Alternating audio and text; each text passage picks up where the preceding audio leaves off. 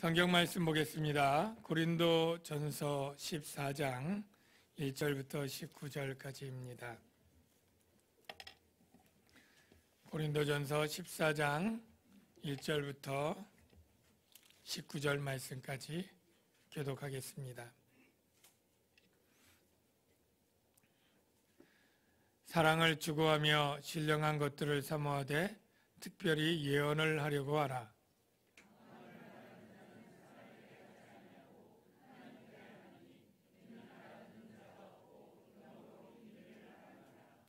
그러나 예언하는 자는 사람에게 말하여 덕을 세우며 권면하며 위로하는 것이요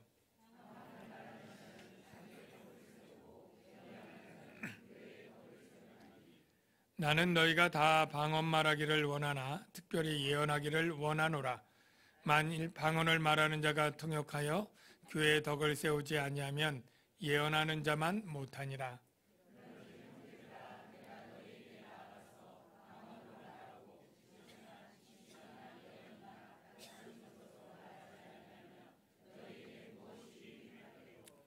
혹 필이나 검은 거와 같이 생명 없는 것이 소리를 낼 때에 그 음의 분별을 나타내지 아니하면 필이 부는 것인지 검은 것 하는 것인지 어찌 알게 되리요.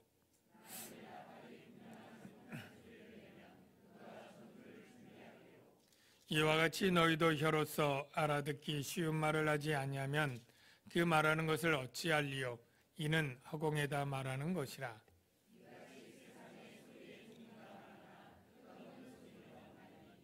그러므로 내가 그 소리의 뜻을 알지 못하면 내가 말하는 자에게 외국인이 되고 말하는 자도 내게 외국인이 되리니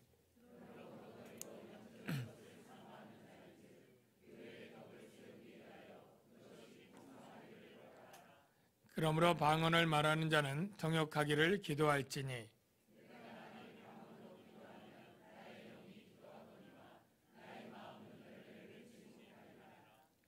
그러면 어떻게 할까? 내가 영으로 기도하고 또 마음으로 기도하며 내가 영으로 찬송하고 또 마음으로 찬송하리라.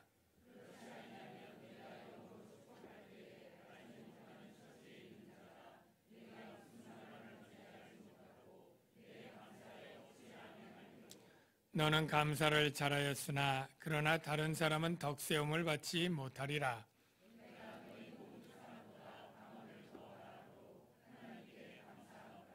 다 같이요. 그러나 교회에서 내가 남을 가르치기 위하여 깨달은 마음으로 5마디 말을 하는 것이 1만마디 방언으로 말을 하는 것보다 나으니라. 아멘. 우리 좌우에 계신 분들에게 사랑합니다 인사하는데 작은 목소리로 침 튀지 않게 사랑합니다. 네, 사랑합니다. 네.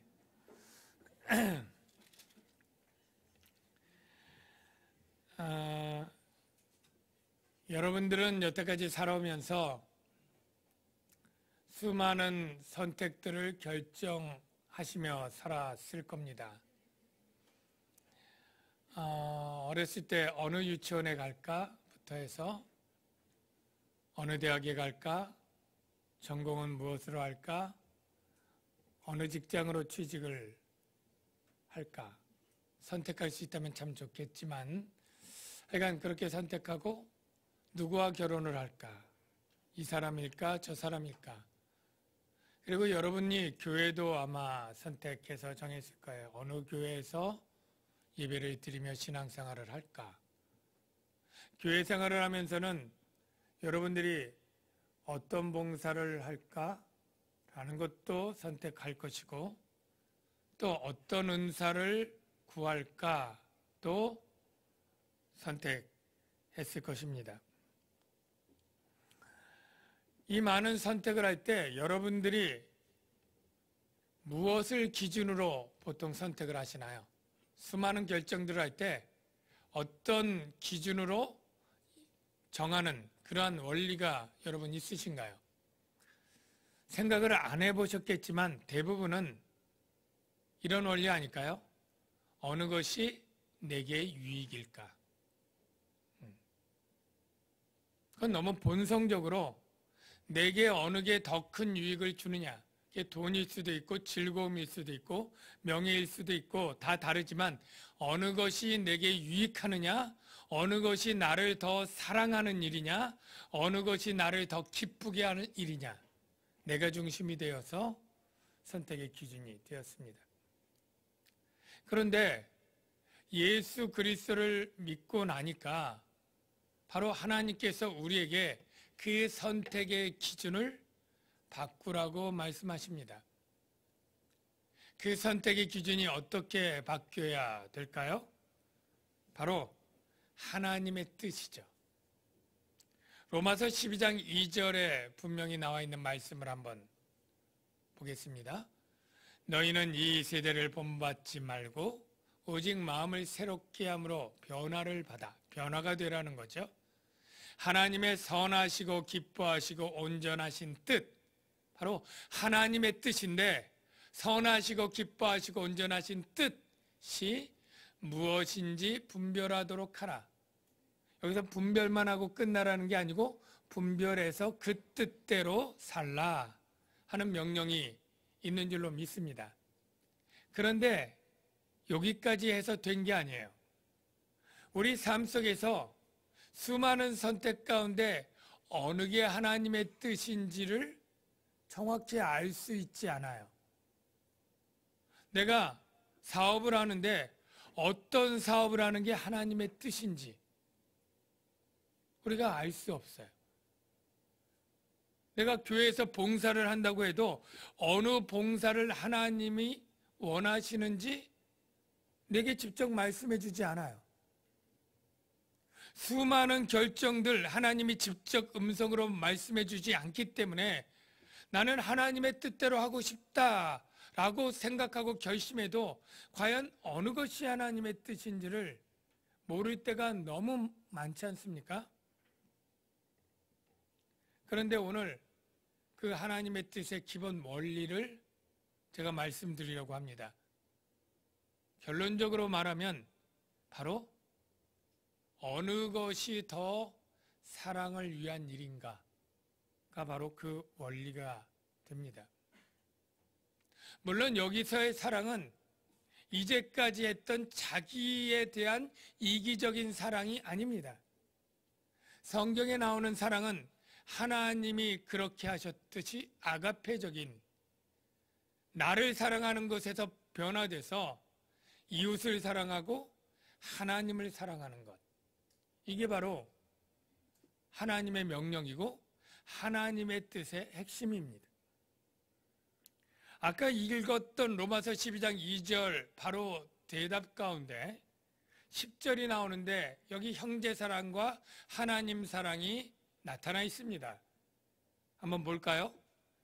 형제를 사랑하며 사랑, 서로 우애하며 사랑이죠. 존경하기를 서로 먼저 하며 형제에 관한 존경, 우애, 사랑이 있고요. 그 다음에 부지런하여 게으르지 말고 열심을 품고 주를 섬겨라. 주를 열심히 사랑하라는 말과 다를 바가 없다고 생각합니다. 그러니까 하나님의 기뻐하시고 온전하시고 선하신 뜻이 뭐예요? 하나님 사랑, 이웃 사랑이고 바로 그리스도인들의 이웃은 교회 사랑과 거의 동일하고 생각이 됩니다. 그러니까 이 어떤 선택을 하는 것이 바로 이웃을 사랑하는 일이냐, 주님을 사랑하느냐. 두 개 중에 물론 이것이 상관이 없는 것도 있죠. 오늘 저녁에 김치찌개를 먹을까, 된장찌개를 먹을까. 이거는 하나님 사랑과는 상관이 없죠. 예.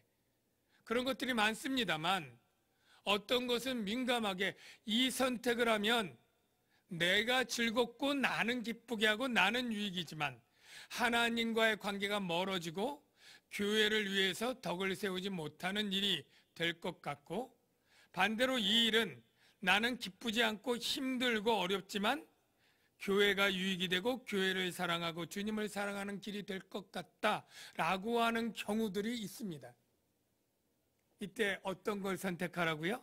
바로 사랑이 더 증진되는 것, 사랑이 더 실천되고 더 많이 실현되는 것, 이게 바로 하나님의 뜻인 줄로 믿습니다. 제가 서론에 이 이야기를 한 것은 이제 예언과 방언에 관해서 이야기를 할 건데, 사도 바울은 너희가 교회에서 방언보다 예언을 더 추구하라, 더 사모하라, 이렇게 얘기를 합니다. 그럴 때 우리들은 성령의 은사가 모두 다 존귀하고 교회에 필요하고 유익한 것들인데 왜 우열을 나누어서 예언이 더 좋고 방언은 더 안 좋은 것처럼 이렇게 표현할까 하는 의문이 들 수 있습니다. 바로 그 의문을 해결하는 것이 바로 이 기준과 관점인데요. 바로 이 방언의 은사도 좋고 하지만 지금 기준은 바로 교회 안에서, 즉 개인이 기도하는 것 말고 교회 안에서, 그리고 교회를 더 사랑하는 관점에서 예언이 방언보다 낫다라고 말할 것입니다. 먼저 여기서 분명히 여러분들 기억해야 될 것이, 예언이 여러분들 가운데 혹 앞으로 일어날 미래의 일을 예측하여 말하는 말로 이해하시는 분이 있다면 그것은 잘못된 것임을 분명히 하시기 바랍니다. 예언은 미리 예자가 아니라 예비할 예자로 쓰고, 이 원래 뜻은 하나님의 말씀을 대언해서 그 백성에게 전하는 말이 원래 언어의 뜻입니다.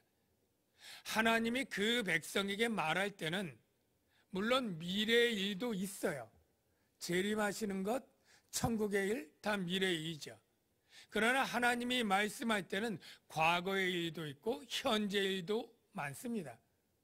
오히려 미래보다 지금 이 백성이 어떻게 우상숭배를 버리고 믿음 생활을 잘하라고 현재 주는 권면이 주로 예언의 주된 내용입니다. 그래서 혹시 여러분들이 예언을 사모하고 예언을 하라고 할 때 내 개인의 미래의 일들을 꿰뚫어 아는 어떤 은사를 사모하거나 그런 은사자를 찾아가거나 그런 은사자가 되어야 되겠다라고 생각한다면 넌센스다라는 걸 분명히 아시기를 바랍니다. 오늘 이제 방언과 예언에 대해서 그 차이와 그리고 교회 내 어느 것이 더 사모할 일인지를 이제 설명을 하는 내용인데, 내용은 길지만 19절이면 좀 길지만 그 내용은 비교적 간단합니다. 본문을 보면서 제가 설명을 드리는데요. 여러분 1절을 보십시오. 사랑을 추구하며 신령한 것들을 사모하되, 여러분 이게 핵심이에요. 여러분 고린도 교회가 사랑이 없었던 것 때문에 문제가 있었다는 것 말씀드렸죠. 고린도 교회는 특별히 은사를 좋아했는데 바로 지식과 지혜를 좋아해서 분파로 나누게 되었고, 또 이 은사를 좋아했는데 은사 중에 가장 좋아했던 은사가 방언의 은사였다고 해요. 왜 방언의 은사를 좋아했을까요? 그들은 이 방언의 은사가 바로 천상의 소리를 성령으로 말하기 때문에 방언 기도를 하면 자신의 예배가 천상에서 드리는 예배와 같다고 생각을 했다고 합니다. 또한 이 방언은 많은 사람들에게 현저하게 드러나니까 많은 사람들이 이 방언의 은사 받은 사람들을 부러워하고, 그렇기 때문에 그 부러움을 받으면서 교만한 마음으로 은사 받지 못한 자들을 무시하면서 자랑하고 과시하는, 그런데 딱 알맞은 은사였던 거죠. 그래서 이 방언의 은사를 받은 사람들이 이 공예배 때에 개인적으로 얼마든지 골방에 들어가서 기도하는 것은 무슨 상관이 있겠습니까? 그건 괜찮아요.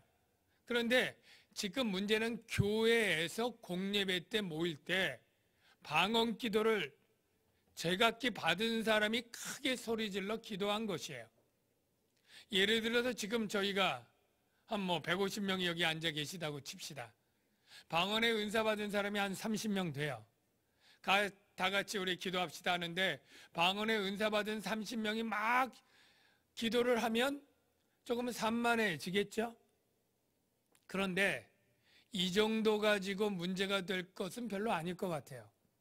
왜냐하면 내가 내 기도를 집중하다가 다른 기도를 한들 그렇게 염두에 안 두면 되니까요. 그런데 이런 경우 있습니다. 제가 또 셀리더나 어디 제자훈련이나 기도회를 할 때 둥그렇게 앉았고 합심해서 기도한 다음에 한 분 마무리 기도해 주십시오. 아니면 마무리 기도를 돌아가면서 이렇게 한 게 있어요. 한 사람이 기도하고 다른 사람들은 들을 때 그때 방언으로 기도하는 겁니다. 마무리 기도를 방언으로 하고 대표 기도를 방언으로 하는 경우예요. 그러면 그가 아무리 기도해도 그것을 알아들을 수 없는 상황이죠. 고린도 교회에서 이 은사를 받은 자들이 예배를 무분별하게 사용한 게 이런 케이스고 바로 예배를 무질서하게 만든 게 이런 경우인 것입니다. 그래서 이 문제가 무엇이냐? 사랑이 없는 문제다. 아니 왜 은사의 사랑을 이야기하느냐?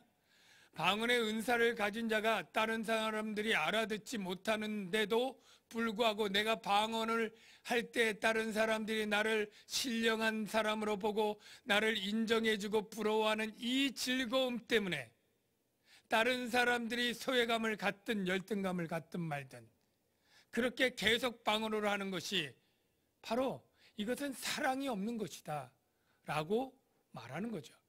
그래서 첫 구절, 사랑을 추구하며 신령한 것들을 사모하라. 우리가 신령한 것, 성령의 은사를 의미합니다. 성령의 은사는 사모해야 돼요. 에이, 줘도 그만, 안 줘도 그만, 에이, 뭐 받으면 그만, 이런 마음이면 안 됩니다. 무가치하게 여기면 안 돼요.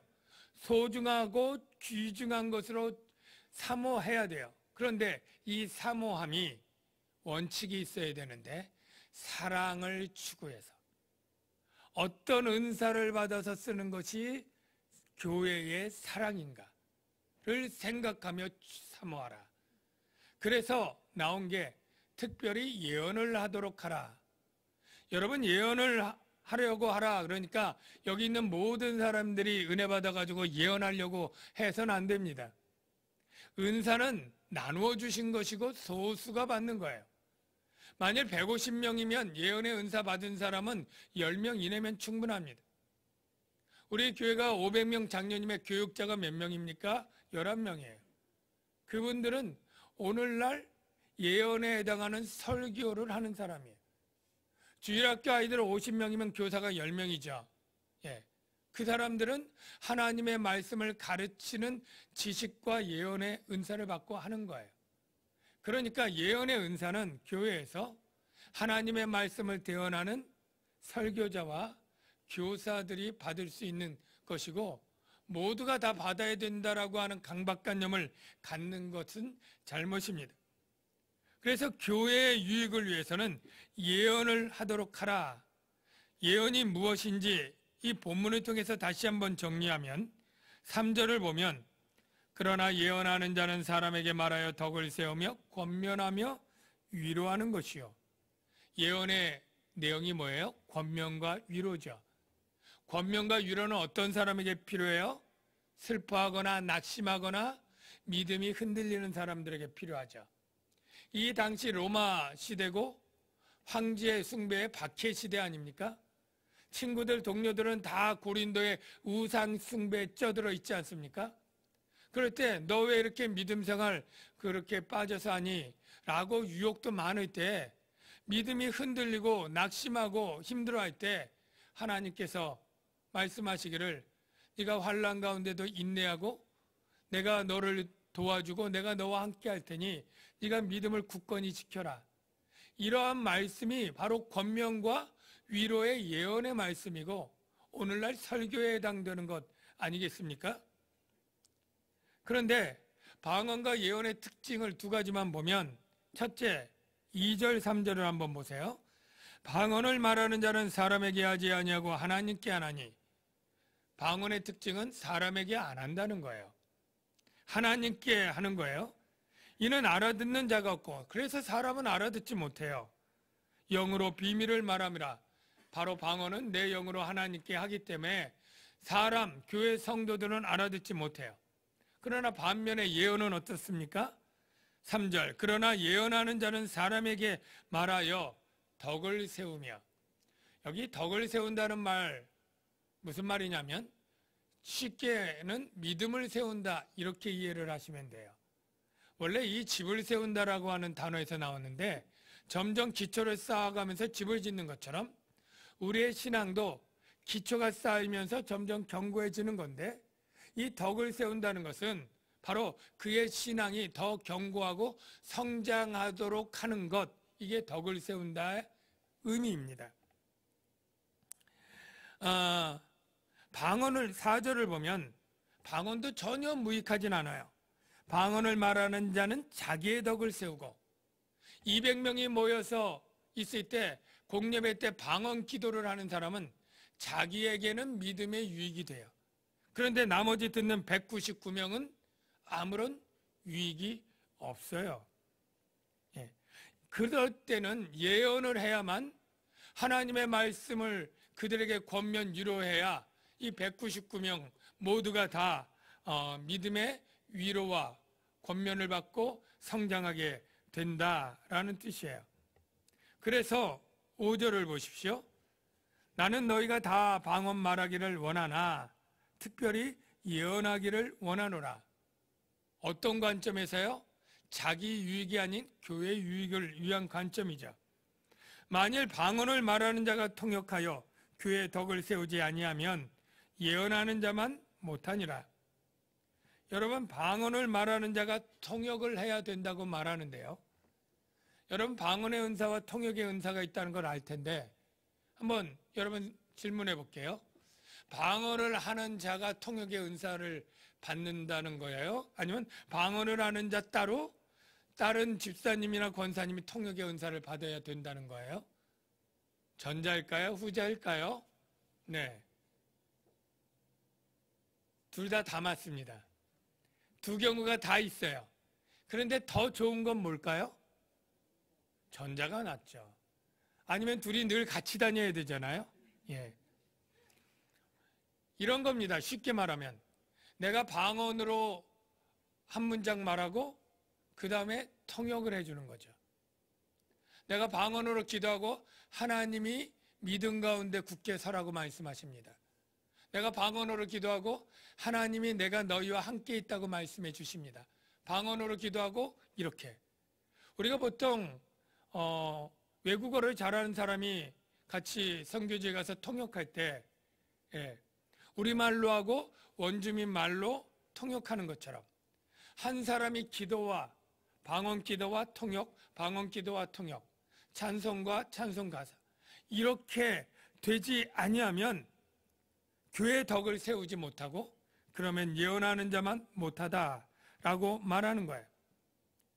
그러면서 사도 바울은 자기가 고린도 교회를 갔을 때를 예를 들어 말합니다. 6절을 한번 보십시오. 그런즉 형제들아 내가 너에게 나아가서 방언으로 말하고 계시나 지식이나 예언이나 가르치는 것으로 말하지 아니하면 너에게 무엇이 유익하리요? 사도 바울이 고린도에 전도하러 갔을 때를 생각해 보십시오.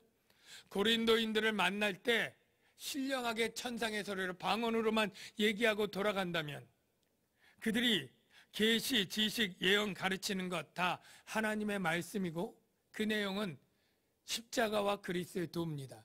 복음이죠. 그거는 그들이 아는 헬라어 말로 해줘야 그들이 믿고 구원을 받고 믿음 생활을 시작하지 않겠습니까? 방언으로만 말했다면 그들 중에 어찌 믿음을 가질 수 있겠고 무엇이 유익하겠느냐라고 묻는 것입니다. 너무나 당연한 말이죠. 그런데도 사도 바울은 더욱더 강조해서 세 가지 비유를 연속해서 듣는데요. 세 가지가 아낍니다.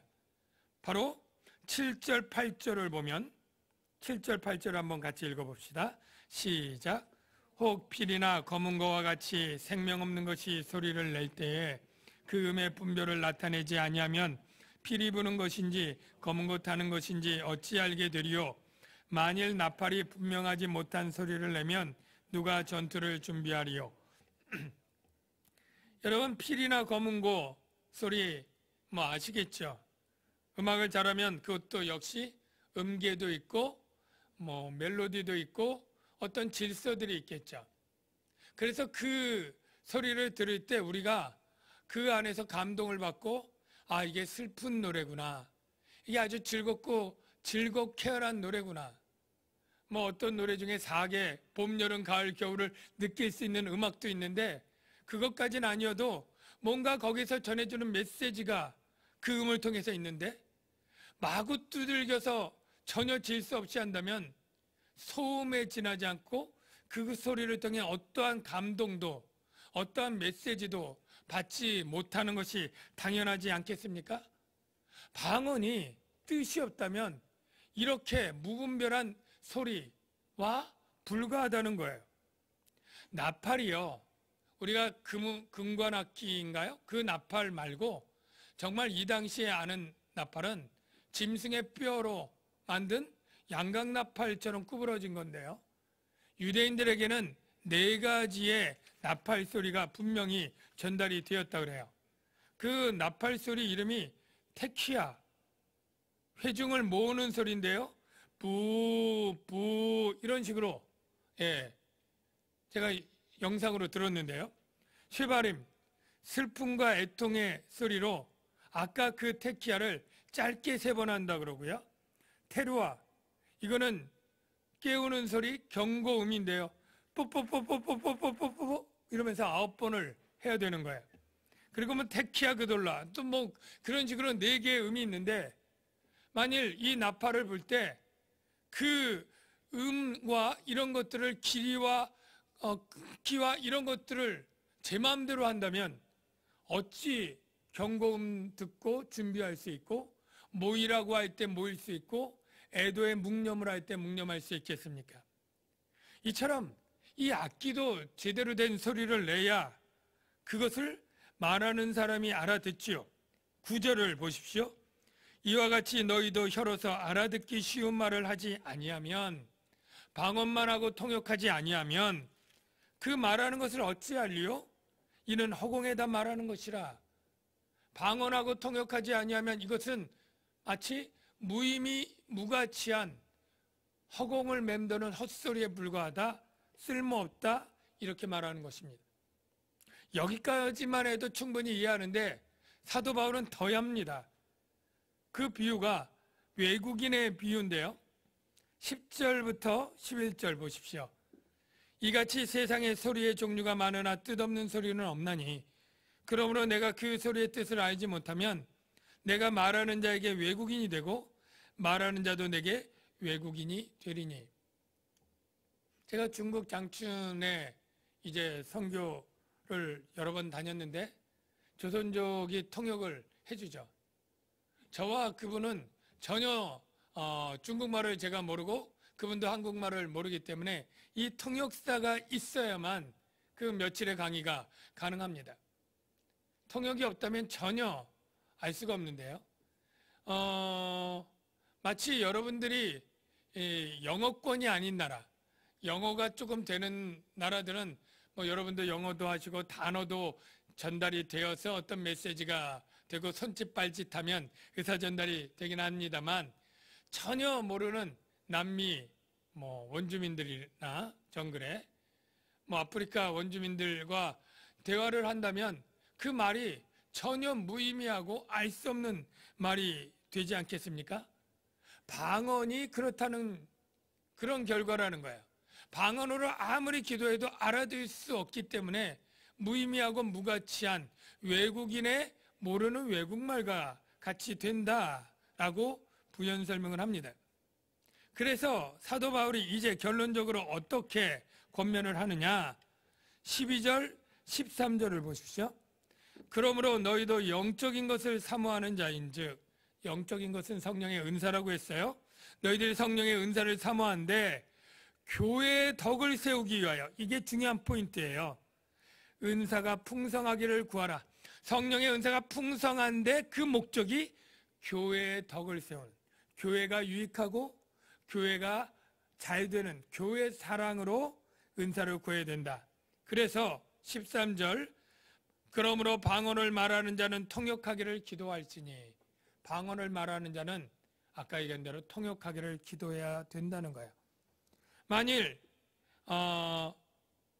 통역하지 않고 방언만 기도하면 어떻게 되느냐? 여러분 14절 15절을 한번 보십시오. 내가 만일 방언으로 기도하면 나의 영이 기도하거니와, 내 영은 기도해요. 그러나 나의 마음은 열매를 맺지 못하리라. 통역의 은사를 받은 사람은 내가 방언으로 기도해도 내가 무슨 기도를 하는지 내가 몰라요. 여러분, 마음은 생각이랑 같고 지정의의 인격이 있는 곳이 마음입니다. 지정의란 무엇입니까? 배워서 깨달아 아는 것, 그리고 그것을 느끼는 것, 그리고 그 느끼고 깨달은 대로 행하려고 결단하는 의지, 이게 지정이고, 이럴 때 그의 삶이 변하고 행동이 바뀌고 열매가 맺히는 건데요. 만일 방언으로 내 영이 기도하는데 하나님께서 주시는 말씀이 환난 가운데 유혹을 이겨내고 믿음을 굳건히 지켜라, 이렇게 말씀을 하셨다고 칩시다. 방언 기도의 내용은 그거예요. 근데 내가 알지 못해요. 그러면 내가 하나님의 뜻이 믿음을 지키려는지를 알지 못하니까 어떻게 믿음을 굳건히 세워나가겠습니까?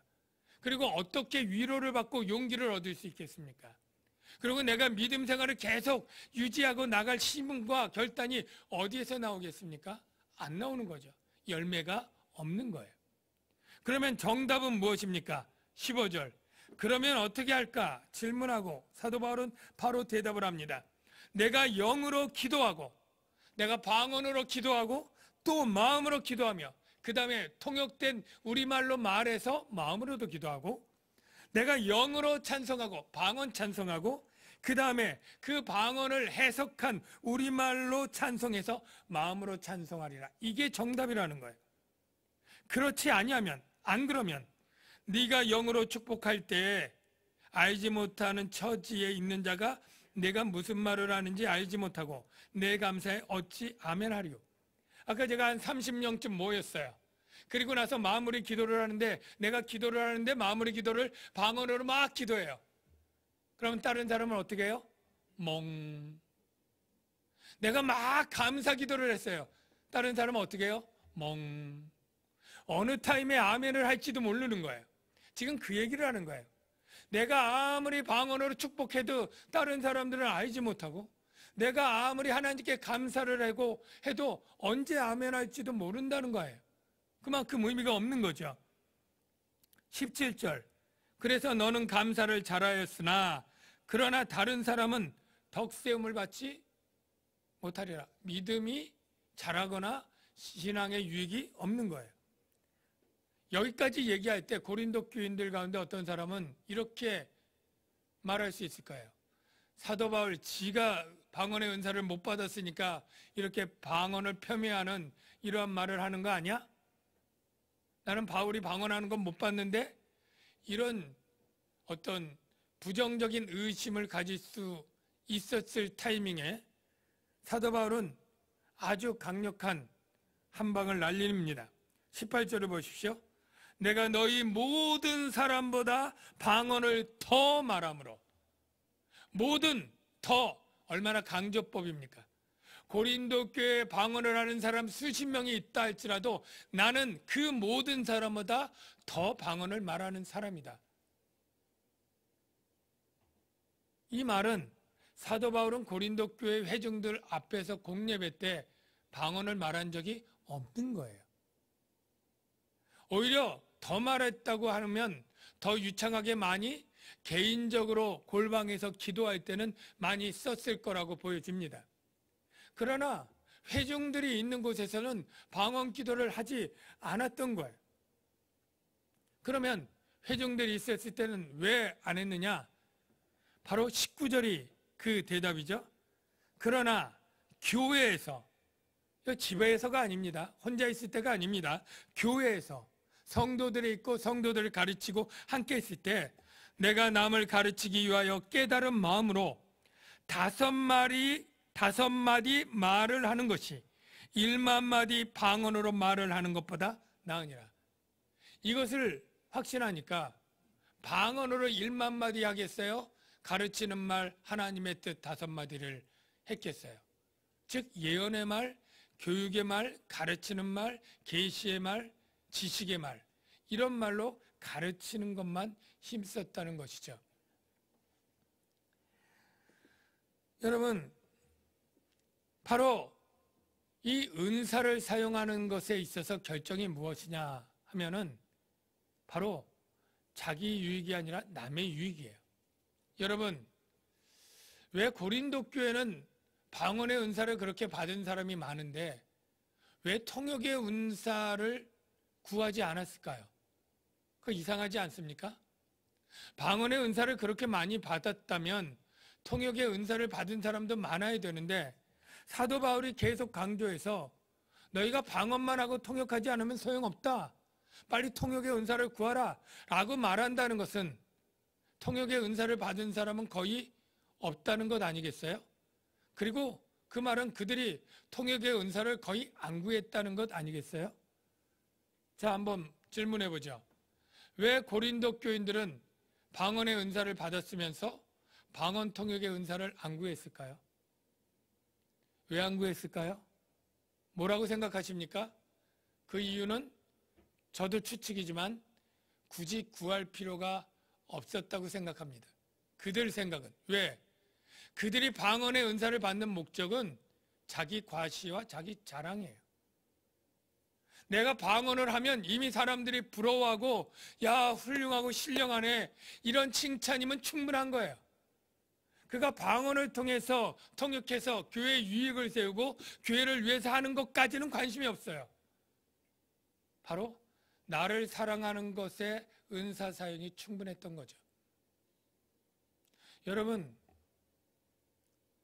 제가 오늘 설교를 하면서 참 고민을 많이 했습니다. 예언과 방언에 관해서 이 구분을 설명을 하면 여러분이 이해는 하시겠지만 오늘날 방언의 은사를 그렇게 나대고 하는 사람도 없어서 직접적인 적용이 안 되고 그렇게 예언의 은사나 다른 은사에 대해서 오늘날 우리의 상황과 다르기 때문에 알기는 알지만 어떻게 무슨 삶의 변화가 될 적용이 무엇이 있을까 참 쉽지 않더라고요. 근데 이 점에 와서 제가 깨달은 것이 있습니다. 하나님께서는 우리가 은사를 구하는 것에서도 그 기준이 뭐라고요?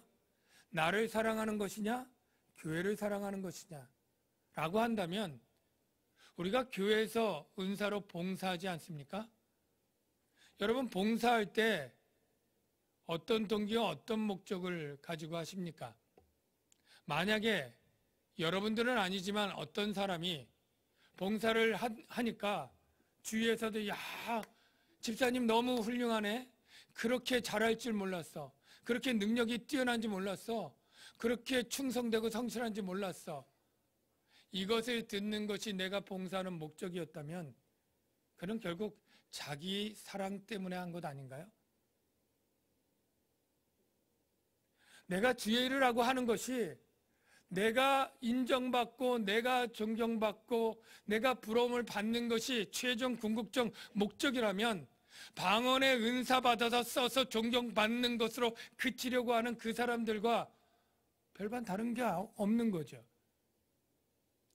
우리가 좀 더 나가서 내가 정말로 교회 사랑이 내 사랑보다 더 큰 거라면 이런 경우죠. 내가 봉사를 하는데 이 봉사로 인정과 칭찬을 받으면 좋겠지만 그러지 못할 때가 있죠. 오히려 오해를 듣고 오히려 상처받는 말을 듣고 그리고 내 삶이 힘들어지고 손해가 돼요. 그래서 절대 이 봉사를 하는 건 나를 사랑하는 일이 아니게 돼요. 그럼에도 불구하고 내가 이 봉사를 계속하는 것은 이 봉사로 인해서 이웃이 유익하고 교회가 유익하고 교회를 사랑하는 일이기 때문에 내 사랑은 아닐지라도 교회 사랑 때문에 주님을 사랑 때문에 하게 되는 봉사라면 그것은 참으로 훌륭한 것 아닐까요? 사도 바울은 진작에 그런 말씀을 고린도전서 10장 33절에 말했습니다. 자막을 한번 보실까요? 나와 같이 모든 일에 모든 사람을 기쁘게 하여 자신의 유익을 구하지 아니하고 많은 사람의 유익을 구하여 그들로 구원을 받게 하라. 우리가 보통 인간적으로 나의 유익을 구하는 것은 인간의 본성입니다. 예수 믿지 않는 삶은 다 이렇게 삽니다. 근데 예수를 믿고 나서 주님은 뒤바꾸라고 합니다. 자신의 유익을 구하지 않고 많은 사람의 유익을 구하라 라고 말합니다. 더 나아가서는 주님을 위해서 살라고 말합니다. 고린도후서 5장 15절을 보십시오. 그가 모든 사람을 대신하여 죽으심은 살아있는 자들로 하여금 우리를 말합니다. 다시는 그들 자신을 위하여 살지 않고 오직 그들을 대신하여 죽었다가 다시 살아나시니 누굽니까? 예수님이죠. 나를 위하여 살지 말고 예수를 위하여 살라. 이게 주님의 뜻입니다. 참으로 말은 쉽지만 참 어려운 일인 것 압니다. 나의 유익을 구하지 않고 다른 사람의 유익을 구하는 것, 어떤 것을 선택할 것인가? 선택의 원리에서 더 사랑이 많아지는 것으로 보니까 교회 사랑의 길로 선택하는 거고요. 어떤 것을 선택할 것인가? 나인가 주님인가? 할 때 더 사랑이 풍성해지는 것으로 생각해서 주님을 선택하는 것인데 쉽진 않을 것이라고 생각합니다. 그래서 우리는 하나님이 우리에게 주신 그 큰 사랑을 늘 묵상하고 성령이 우리에게 부어주신 그 사랑의 힘을 받아서 하루하루 한 결정 한 결정 한 선택마다 이것들을 적용하고 묵상하고 그리고 기도하면서 그렇게 믿음의 길을 걸어나가야 되는 줄로 믿습니다. 기도하겠습니다. 하나님 아버지, 무엇이 더 사랑이 풍성하게 되는 것인지, 무엇이 더 나보다 교회를, 나보다 주님을 사랑하는 길인지를 결정의 기준으로 삼을 수 있도록 주님 도와주시고, 그것이 힘든 것 압니다. 주님, 우리에게 은혜를 주시옵소서. 이 시간 아버지 사랑이 얼마나 크고 놀라운지 그 희생의 사랑을 우리가 생각하면서 그 사랑을 본받을 수 있도록 도와달라고 우리 그 사랑 같이 찬양하도록 하겠습니다.